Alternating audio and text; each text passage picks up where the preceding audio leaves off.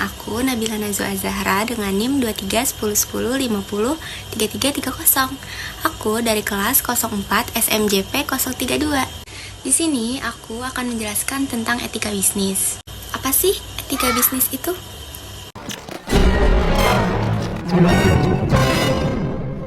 Etika bisnis adalah pedoman yang mengatur bagaimana bisnis dijalankan.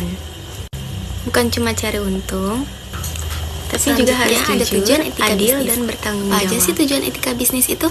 Tujuan etika bisnis itu ada 3. Yang pertama, ada membangun kepercayaan konsumen dan mitra. Yang kedua, menjaga persaingan sehat antar pelaku usaha. Dan yang terakhir, ada mendorong perusahaan peduli lingkungan dan sosial. Selanjutnya, ada prinsip etika bisnis. Prinsip etika bisnis itu terbagi menjadi 3. Yang pertama, ada kejujuran. Pelaku bisnis harus jujur dalam menyampaikan informasi, seperti harga, kualitas produk, atau layanan. Yang kedua, ada keadilan. Pelaku bisnis harus adil dalam perlakuan terhadap konsumen, karyawan, supplier, dan pesaing. Yang ketiga, ada tanggung jawab. Bisnis harus siap menanggung akibat dari setiap keputusan dan kegiatan yang dilakukan. Yang keempat, ada kepedulian terhadap lingkungan dan sosial. Perusahaan harus peduli pada dampak sosial dan lingkungan dari kegiatan bisnisnya. Pembahasan materi untuk yang terakhir atau yang kelima, itu ada transparansi. Informasi bisnis harus disampaikan secara terbuka, jelas, dan tidak menyesatkan. Selanjutnya ada pengertian hukum bisnis. Hukum bisnis adalah aturan tertulis yang mengatur kegiatan usaha.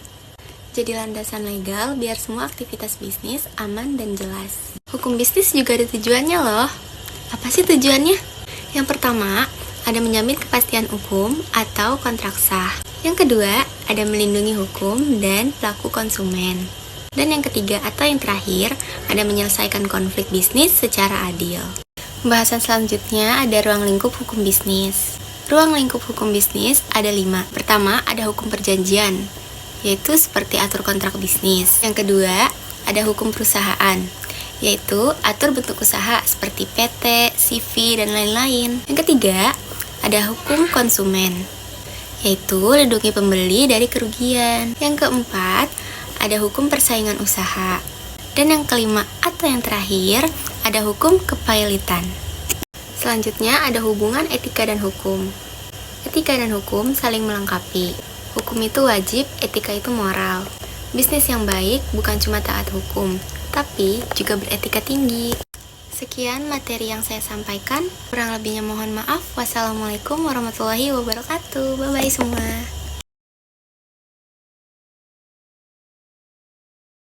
Adit, tolongin Dit. Adit, tolongin Dit. Adit, tolongin Dit. Adit.